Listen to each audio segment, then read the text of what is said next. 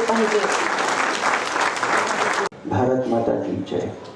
या सगळ्या अमरावतीकरांसाठी भूषण, महाराष्ट्र भूषण आणि देशासाठी आदर्श आमचे अमित नारोकर, आमचे श्रीकांत गिले, आमचे समीर काळे, सोबत आमचे सूरज गावंडे, अनिकेत तोंडारे, यांच्याबद्दल काय बोलायचं. या सगळ्यांना आयुष्यभर आपल्या व्यावसायिक शक्तीच्या आणि प्रतिभेच्या भरोशावर भारत मातेची सेवा करण्यासाठी उदंड आयुष्य मिळो एवढंच मी सांगतो. अशा सेवा वृत्तीचे माणसं एकत्रित येऊन सेवा कार्याची प्रेरणा देण्यासाठी काहीतरी धडपड करत असतात. म्हणून ECE इंडिया एनर्जीज किंवा ECE फाउंडेशनचा जन्म झाला. चरित्र शिक्षण या सगळ्यांकडून घेण्यासारखं काय तर चरित्र. यापेक्षा सोन्यासारखा देह, अमृतासारखे विचार आणि शुद्ध गंगा जलासारखा आचार या तिघांची त्रिवेणी झालं तर त्याच्यासारखी महापूजा कोणती असू शकत नाही. कृष्णाय वासुदेवाय हरिये परमात्मने प्रणतक्लेशनाशाय गोविंदाय नमो नमः. नमो भगवते तुभ्यं वासुदेवाय धीमहि प्रद्युम्नाय अनिरुद्धाय नमः संकर्षणाय च. वसुदेवं सुतं देवं कंसचाणूरमर्दनं देवकी परमानंदं कृष्णं वंदे जगद्गुरुं. सर्वमंगलमांगल्ये शिवे सर्वार्थसाधिके शरण्ये त्र्यंबके गौरी नारायणी नमोस्तुते. ओम जयंती मंगला काली भद्रकाली कपालिनी दुर्गा क्षमा शिवा धात्री स्वाहा स्वधा नमोस्तुते. रत्नाकरा धौतपदां हिमालय किरीटिनीं ब्रह्मराजर्षि रत्नाढ्यां वंदे भारतमातरम्. दत्त विद्यार्थलक्ष्मीश दत्त स्वात्मस्वरूपिणे गुणनिर्गुणरूपाय दत्तात्रेय नमोस्तुते. गुरुदेव दत्त. भारत माता की जय. आजच्या या पवित्र सोहळ्याच्या प्रसंगी उपस्थित मातोश्री वृद्धाश्रमाचे निर्माण करते, संचालक, पालन करते आमचे सेवा बंधू श्री खुशाल नागपुरे, आमच्या अरुणाताई यांचं प्रथम मी हा पुरस्कार प्राप्त झाल्याबद्दल, यापेक्षा त्यांना सेवा करण्याची अधिक ऊर्जा आज प्राप्त झाल्याबद्दल त्यांचं अभिनंदन करतो आणि त्यांना आशीर्वाद देतो. आजच्या सोहळ्याला उपस्थित अमरावती शहराचं अभियांत्रिकी विभागाचा वैभव आमचे VT इंगोले सर,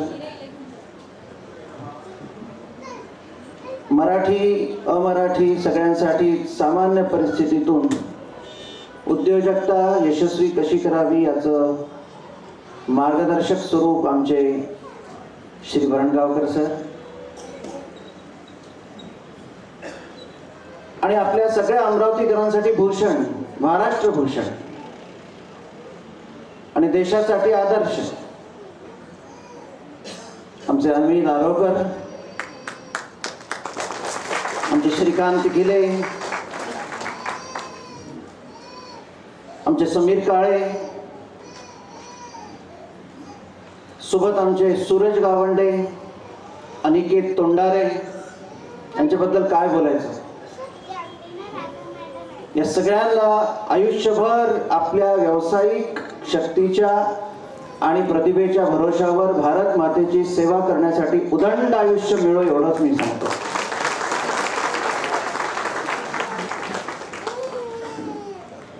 शेवटी भगवंत सगळ्यांची सेवा करू शकतो. जो सगळ्या जगाला, झाडांना, कृमी कीटकांना अन्न, पाणी, निवारा, आधार देतो, तो सेवा करू शकत नाही असं नाही आहे. परंतु सेवा करण्यासाठी तो मनुष्यांकडून अपेक्षित करतो. अशा सेवा वृत्तीचे माणसं एकत्रित येऊन सेवा कार्याची प्रेरणा देण्यासाठी काहीतरी धडपड करत असतात.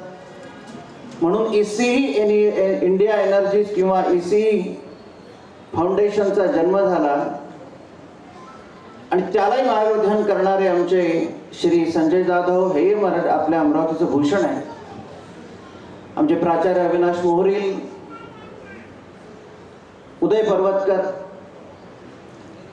आमच्या आरती आमटे मानकर, आमच्या अजून एक भगिनी आहे पल्लवी कडू म्हाला, आणि बसलेले आमचे सगळेच बंधू भगिनी, सगळ्यांचं खूप खूप आज अभिनंदन. ही सगळी नावं यासाठी मी घेतली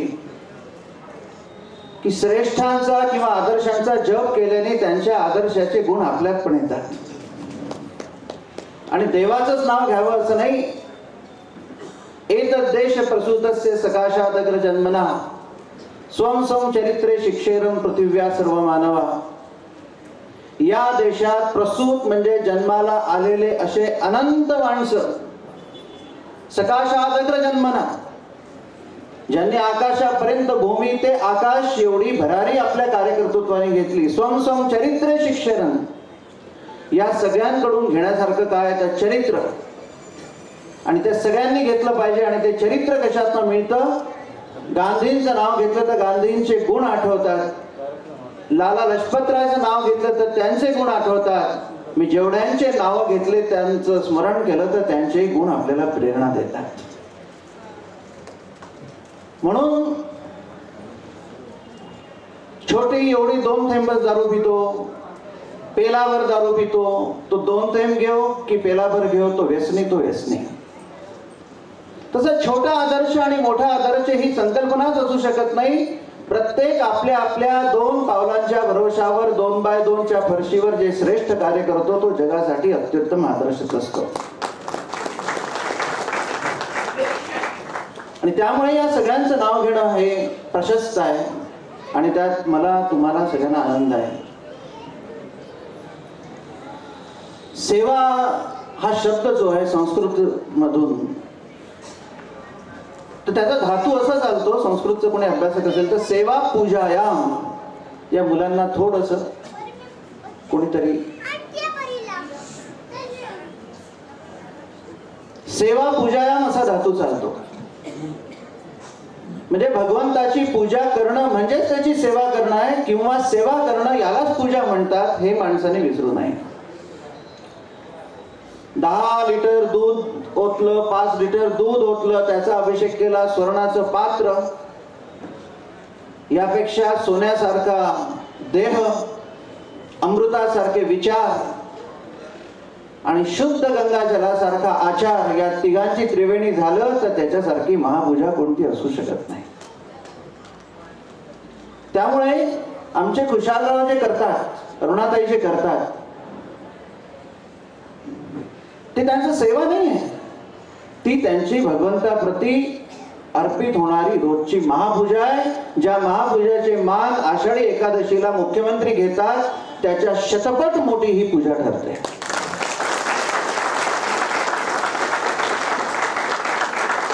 त्याच्यापेक्षा मोठी ही महापूजा आहे. त्यामुळे त्या महापूजेला आपल्या सगळ्यांच्या समोर आणणं म्हणजे, आता यांना पुरस्कार मी तर हातात त्यांच्या मोमेंट देताना म्हटलं आता मी तुम्हाला नमस्कार करायचा की तुम्ही मला करायचा.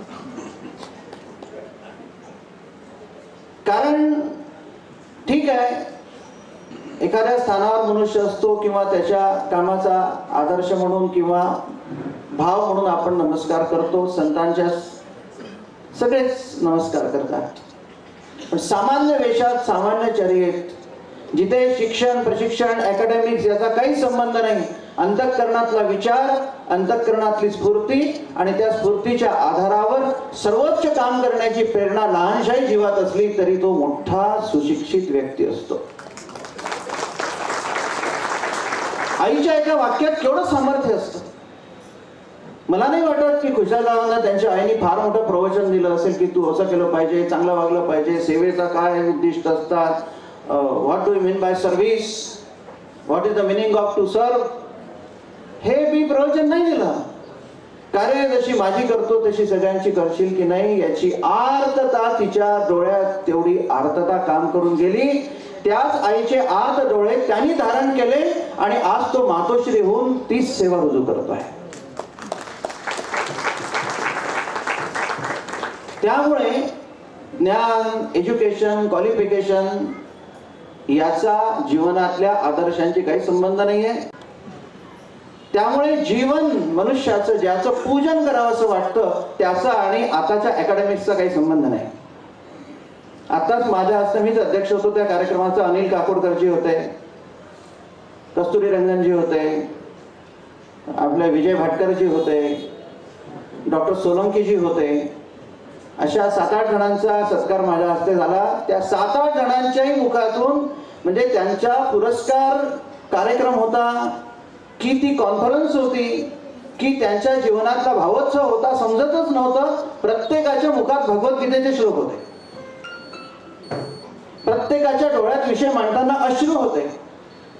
आणि शेवटी एकच मतितार्थ सगळ्यांच्या बोलण्यात होता, सगळ्या गोष्टी कॉलेज, शाळा वगैरे इकडून तिकडून शिकता येतात वगैरे असेल, पण जीवनातला मूळ विचार, आपल्या भूमिकेचा न्याय कसा आपण सिद्ध करू शकतो त्याची धारणा आणि जीवनातली समज, अंडरस्टँडिंग, हे माणसाला आशीर्वादपूर्वक जन्मताच असावं लागते. तेव्हाच कार्यकर्तृत्व आकाशा एवढं होते.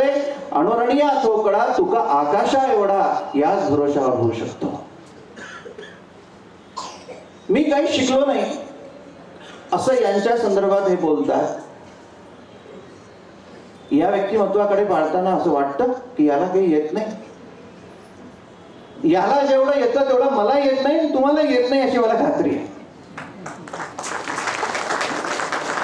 त्यामुळे जीवनातला हा जो महायोग आहे, महायोग पीठे तटे भीमरत्याम वरम पुंडरीकाय दातुम मुनींद्रय, का म्हटलंय विठ्ठलाच्या प्रार्थनेत. अशा पद्धतीचं यश, अशा पद्धतीचं कार्यकर्तृत्व आणि विशुद्धता हाच जीवनाचा महायोग आहे. आणि सगळ्यांना आशीर्वाद देण्याची पात्रता अशाच लोकांच्या अंगी असते, यासाठी विठ्ठलाला असं म्हटलंय. त्यामुळे आज मनस्वी अभिनंदन नाही, या जोडप्याची लक्ष्मीनारायण म्हणून पूजा आहे. आता या ईसी इंडिया कंपनीबद्दल काय बोलायचं. मूलभूत मुद्दे रोजगार आहे, शिक्षण आहे, पर्यावरण आहे, निवारा आहे, आरोग्य आहे, मोठे मोठे हाताळतातच आहे. पण हे सगळं पाहत असताना मला असं वाटतं अमितजी की तुम्ही धंदा नाही करू शकत. तुम्ही धंदा करू शकत नाही, तुम्ही व्यवसाय करू शकता.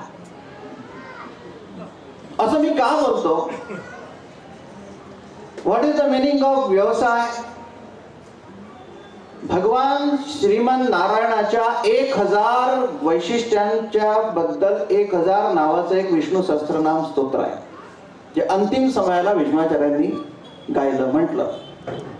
त्याच्यामध्ये त्या भगवंताला त्यांनी व्यवसाय असं नाव दिलं.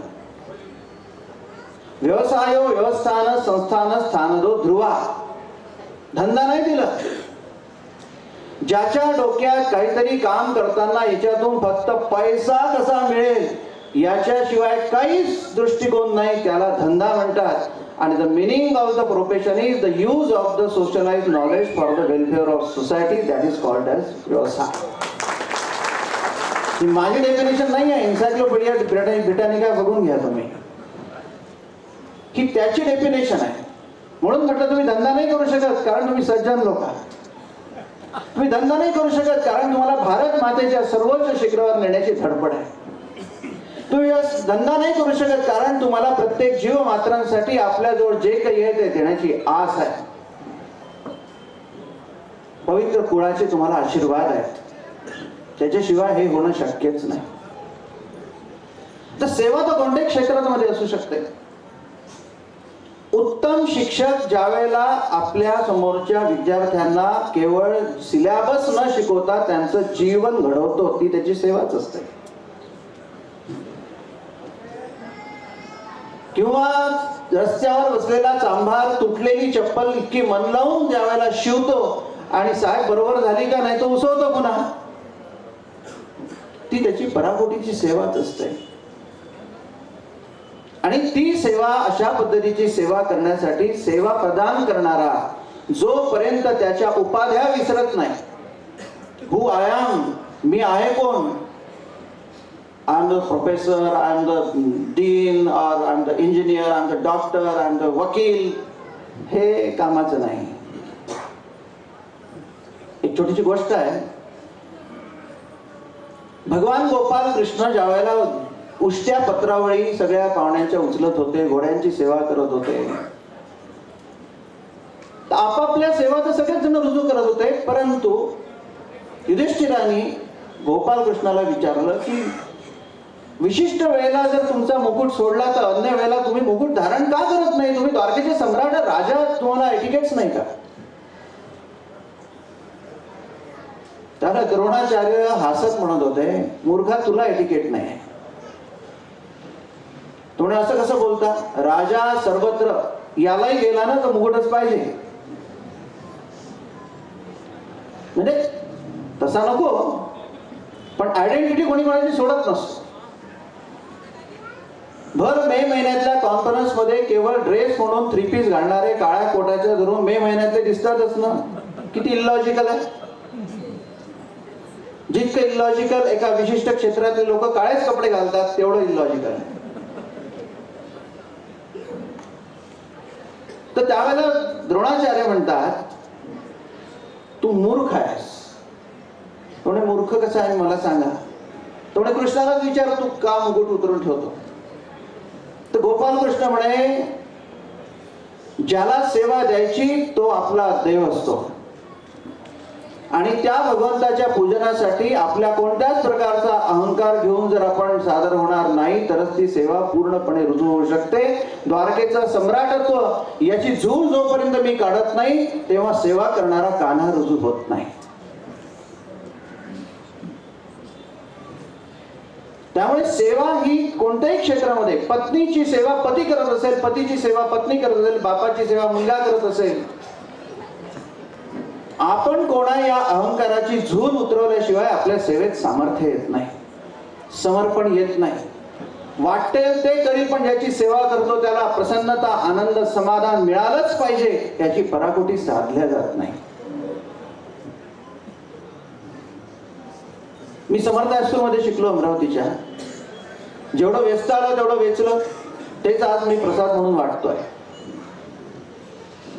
मला क्लास टीचरने एक गोष्ट सांगितली. कोणीतरी शिक्षकांना नाव ठेवले की पैसे घेऊन लागले बा, याची चर्चा त्यांनी ऐकली. तर तेव्हा त्या शिक्षकांनी सांगितलेली एक गोष्ट सांगतो, सेवा कशी असते. थोडे एक शाळेमध्ये मुलगा होता. त्या मुलाला असे शिक्षक पाहिजे सवय होती जसे माझ्या वयात किंवा वरणगावकर सरांच्या वयात यांनी शिक्षक पाहिले आहेत. आताच्या शिक्षकांना मी नावं ठेवत नाही, त्यांना त्रिवार नमस्कार आणि दंडवत घालतो. तर नवीन सर लागले शाळेमध्ये. ते सारखे सारखे शिकवताना 21 पहा, गाईड पहा, नोट्स पहा. पोरांमध्ये कुजबूज सुरू झाली. कुजबूज अशी होती की अरे याला काही येते की नाही. आपले मराठीचे इंग्लिशचे सर पहा, 4 वर्ष झाले शिकून राहिलो, पण आज पुस्तक नाही आणत आणि पुस्तक त्यांच्या मुखात असतं. आणि काय शिकवतात ना, हे एवढं मोठं वाढलं, इतकं शिकून आलं, PhD आहे म्हणतात, याला काही येते की नाही. याची तक्रार म्हणे आपल्या मोठ्या गुरुजींकडे केली पाहिजे. म्हणून ते गेले आपल्या सरांकडे, ज्यांनी कधीच पुस्तकात पाहून शिकवलं नाही. गाईड तर दूरच राहील. फाटकच उघडलं, आतमध्ये गेले, पाहतात तिथे जाऊन तर आराम खुर्चीवर रेलत तेही पण काहीतरी वाचून राहिले होते. जवळ गेले तर ते होतं बालभारती. म्हणे आज मराठीचा यांचा पिरियड आहे, जरा पाहून दे काय शिकून राहिले. म्हणे ते आज शिकवणार आहे तीच कविता वाचून राहिले. अरे म्हणे हे तसेच निघाले. हे चोरून वाचतात, तो उघड वाचतो, तो उघड तरी वाचतो, मग याच्यापेक्षा तो चांगला. पोरांचं डोकं ते. तर त्यांचं डोकं त्या सरांचं पुस्तकातून वर निघालं. अरे रम्या कधी आला, कशासाठी आला? काही नाही म्हणे सर चाललो होतो. खोटा नको बोलू, तू कशासाठी आला सांग. खोबऱ्याची वडी खा. नाही म्हणे सर तू लवकर सांग. म्हणजे ते असं झालं, आमच्या मनात असं आलं, त्यांची तक्रार करायला तुमच्याकडे आलो, तुम्ही तसेच निघाले म्हणून हसू आलं. म्हणजे थांब 2 मिनिटं तुला सांगतो. म्हणे तुझी आई वगैरे देवघरात देवाची पूजा करते की नाही? म्हणे करते ना. कशी करते रे? काही नाही, जाते म्हणे ती आदल्या दिवशीचे फुलं काढते, आदल्या दिवशीचं सगळं काढून ठेवते, नवीन त्या दिवशीचं घालते, फुलांपासून, गंधापासून, अक्षतपासून. म्हणे माझंही तसंच आहे. तुझ्या आईचे देवघरातले जसे देव असतात तसे माझ्यासाठी रोजच्या पिरियडमध्ये बसणारे विद्यार्थी देव असतात. जे मागच्या वर्षी शिकवलं ते शिळे फुलं जसे आई तेच फुलं पुन्हा शिळे वाहत नाही. त्यामुळे मागच्या वर्षी जे शिकवलं ते तसंच्या तसं शिळं फुल व्हायचं नाही. म्हणून रोज फ्रेश फुल मिळते का, मला एखादा चांगला विचार, चांगली कन्सेप्ट आजच्या कवितेतून मिळते का, यासाठी मी ते वाचत असतो. नवीन फुलाला रुजू तुझी आई करते तसं नवीन ज्ञानाचं फूल तुमच्या डोक्यावर व्हायसाठी मी तुम्हाला देव समजत असतो. जेव्हा हे ते सांगत होते दोघी त्या विद्यार्थ्यांच्या डोळ्यात पाणी होतं. सेवा कुठे कशी होऊ शकते, फक्त आपली भूमिका करून घेतली पाहिजे, ती श्रेष्ठ भूमिका असते. सगळं सोडून जा असंही नाही. नागपुरेंनी त्यांच्या आईची सेवा श्रेष्ठ त्यांनी केली म्हणून जगाची सेवा ते करू शकतात. आम्ही आमच्या घरात आपल्या ज्येष्ठांची सेवा, आजूबाजूच्यांची सेवा जर करू शकत नसू, उद्या जर लोन काढून किंवा खूप काही करायचं म्हणून, चांगलं माझं नाव व्हावं म्हणून मातोश्री वृद्धाश्रम जर काढत असू तर ती सेवा श्रेष्ठ नाही ठरणार. पहिले घरातली सेवा केली, त्या सेवेचा आशीर्वाद म्हणून जगाची सेवा, त्याचं वरदान आणि आशीर्वादातून सुरू झालेलं काम अखंड राहते. मला खात्री आहे ज्या दिवशी शेवटचा श्वास आमचे नागपुरे घेतील, नक्कीच त्यांना त्यांच्या कार्याचा उत्तराधिकारी सापडलेला असेल. उगीच नाही चालत. त्यामुळे सेवा हा जो भाग आहे त्याच्या मागचा विचार भाव खूप श्रेष्ठ आहे. एखाद्याची सेवा दिसते, एखाद्याची दिसत नाही. सीमेवर गोळी जेव्हा छातीत लागते, हौतात्म्य पत्करलेल्या माणसाच्या मागे, ट्रकच्या मागे हजारो लोक बाईक घेऊन, सगळे घेऊन एक दिवस असतात. त्याच्यानंतर काय? नाही चिरा नाही पणती तेथे कर माझे जुळती, हे गाणं सुरू असताना अश्रू पण गाळू. परंतु असा कोण आहे? अमरावतीतही असतील इतके तर लोक आहेत. एका पाठी एका सैनिकाचं रक्षण, एका पाठी त्याच्या कुटुंबाचा, हा भाव जगलो ना तर अमरावती सारख्या शहरातून लाखो मुलं सैन्यात जायला तयार होती. हा एक विचार आहे. This is a thought. त्याच्यामुळे अशी अपत्य आपल्या पोटी जन्माला घालणं हे या क्षेत्रात असे आहे. आमचे अमित, श्रीकांत तिडके, समीर काळे, सूरज गावंडे, अनिकेत हे त्यांच्या क्षेत्रात तसे आहे सारखेच. क्षेत्र बदललं, सेवाभाव तोच, आज तीच, परिश्रम तेच, गाभा तोच. म्हणून to have a children is not mere qualification to be mother or father. मुलं बाळ होणे म्हणजे मायबाप होण्याचे सर्टिफिकेट नाही, ते कुत्र्या मांजराला होतात. जेव्हा एका महिलेच्या मनात हा विचार होतो की कशासाठी लेकरू जन्माला घालायचं, त्याला देण्यासाठी माझ्यात काय आहे, तिथून तिचं आई होणं सुरू होते.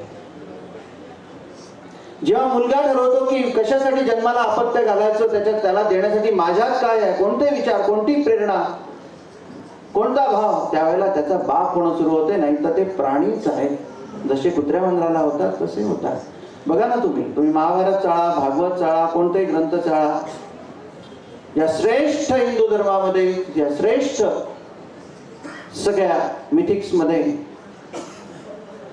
अपत्य प्राप्ती करण्याच्या पूर्वी सगळ्याच पती पत्नींनी 1 वर्ष अज्ञातवास, तपश्चर्या, चिंतन, अहो बोधी वृक्षाखाली सुद्धा ज्ञान प्राप्तीसाठी भगवान गौतम बुद्धांना बसावं लागलं. विवेकानंद रॉकवर सुद्धा काहीतरी जगासाठी करण्यासाठी, जीवनाचं ध्येयासाठी त्यांना बसावं लागलं. इथे तर बसणं तर दूरच राहिलं. उभ्यानी खाणं, उभ्यानी झोपणं, उभ्यानी सगळं उभंच आहे. आणि काळही म्हणतो खडे हो मत भेट, नो चेअर टू हिम. की अभिमन्यूच्या जन्माच्या पूर्वी अर्जुनाने पत्नीसह विचार केला, कुठेतरी गेले, तपस्या केली, शरीर मन बुद्धी आत्म्याचं बळ कमावलं. पहिले हा विचार व्हायचा मी छत्रपती शिवाजी महाराजांबद्दल एक गोष्ट ऐकली की असे श्रेष्ठ माणसं कसे निर्माण होतात, कुठून जन्माला येतात. तर आदिलशहाच्या दरबारात तेवढं सांगतो आणि मग मी थांबतो. आदिलशहाच्या दरबारामध्ये 42 सरदार बसले होते. आता साक्षात भगवंताचं स्वरूप छत्रपती शिवाजी महाराज, त्यांचे जन्मदाते किती श्रेष्ठ असते. ते बाई तिला जरा बाजूला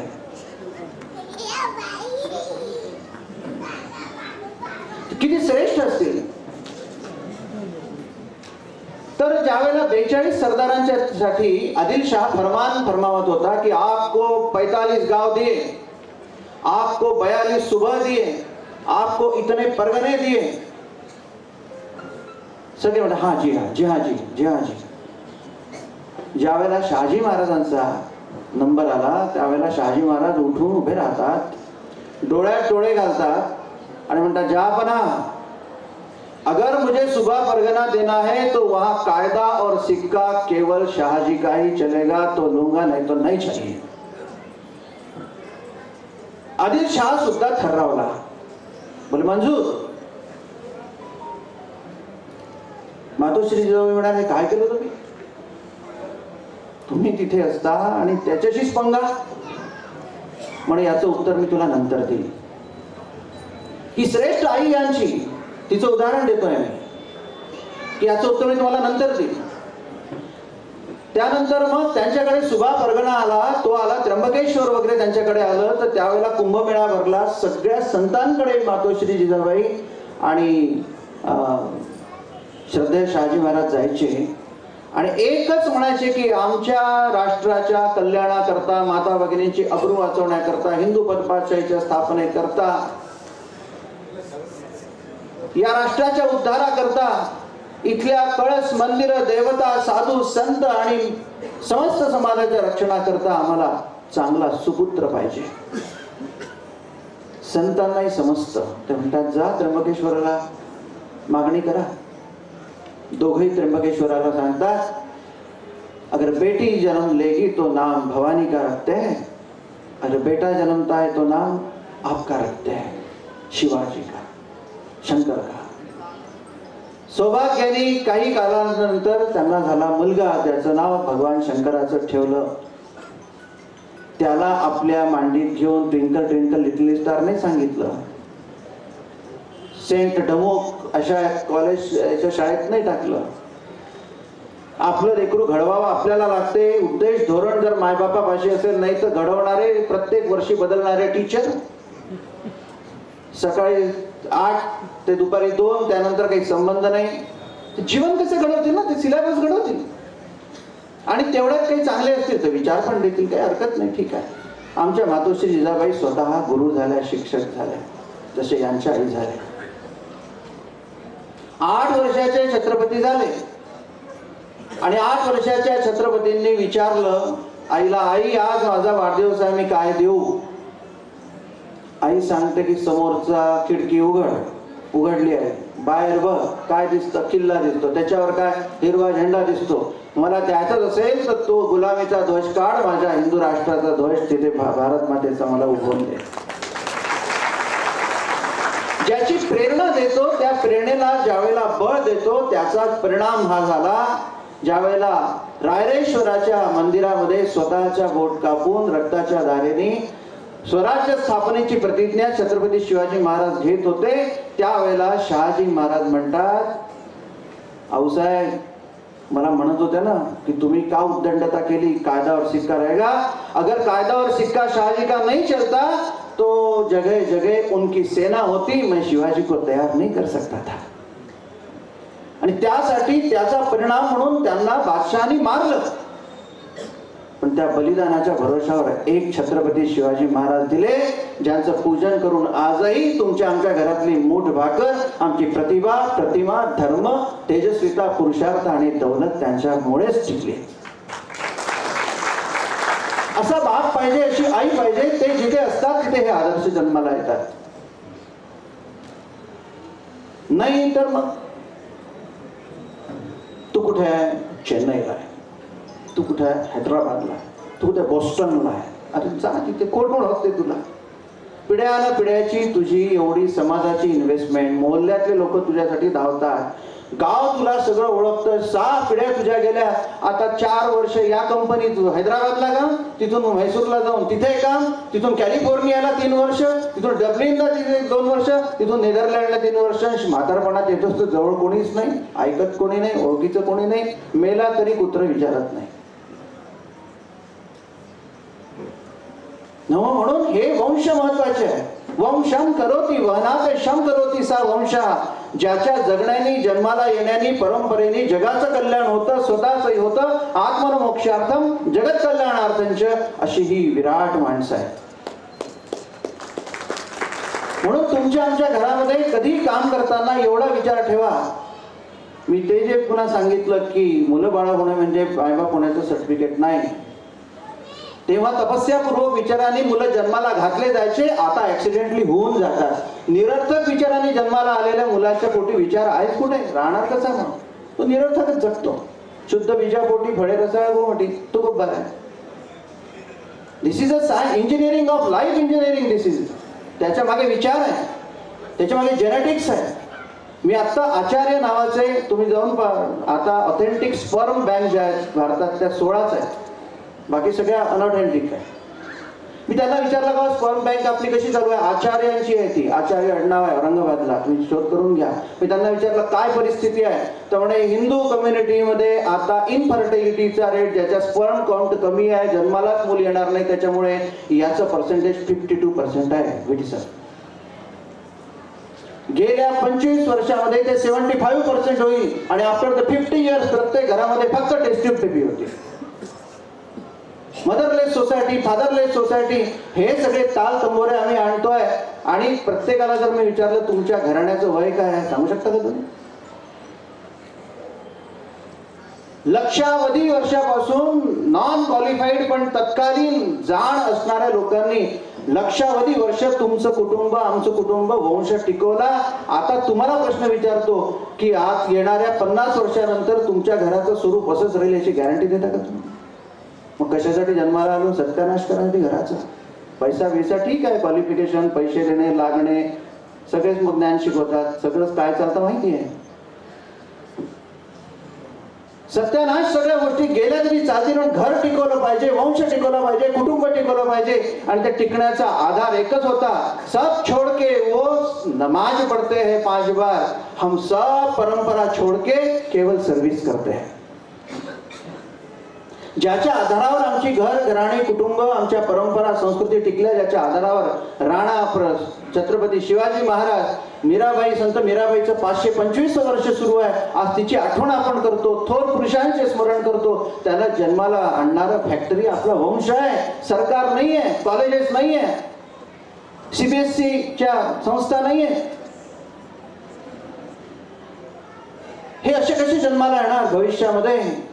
तुमच्या आमच्या घरातले आपण वृद्धांना उद्या ढकलून टाकून की तुम्ही करा काम, हे नाही चालायचं.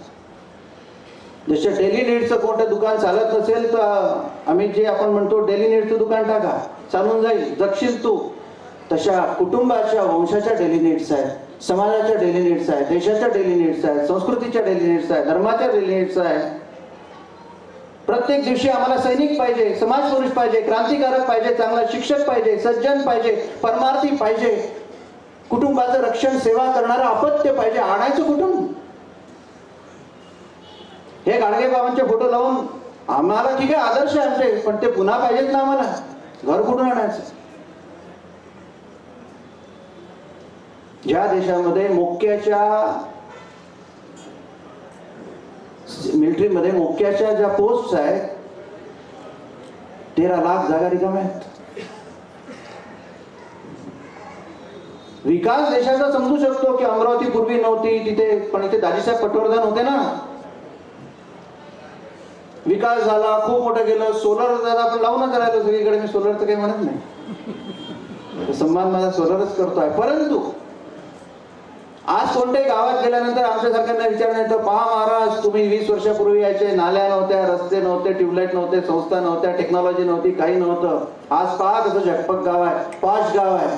आम्ही सांगू शकतो की त्यावेळेला 12 वाजेपर्यंत मुली फिरत होत्या. पहिली ग पूजाबाई, देवा देवा साथ दे, साथीला खंडोबा खेळ, मुलाबाईची गाणी. आज 7च्या घरात नाही आली ते चिंता आहे, हे आम्ही गमावलं. पहिले दारू प्यायचं दुकान गावाबाहेर राहायचं, आता तर रस्त्याने जाताना 25-25 मीटरवर दारूचे दुकान आहे. पूर्वी दारुडा म्हटलं जायचं तर लाज वाटायची. आता फ्रीज उघडला तर मी तर कोणत्याही घरात जातो पहिले फ्रीजच उघडतो. आम्ही हे घालवलं आहे. तेव्हा आवाज आणि बुवा नावाचे मासिक यायचे, काटे सरांना माहित असेल. त्याच्यातले ते बिभत्स चित्र राहायचे, ते अंधारात जाऊन पाहावं लागायचे. आता सहकुटुंब सहपरिवार नंगा नाच टीव्हीवर आम्ही पाहतो. हे आमच्या घरातलं आम्ही आणलं.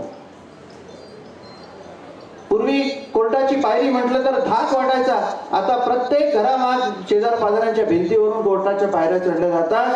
हे कुठून आणायचं पुन्हा? हा समाज कुठून आणायचा? आहे वातावरण कुठून आणायचं? हे नाही पुन्हा निर्माण होत. वास्तूचं पुनर्निर्माण होऊन जातं, हे नाही होत.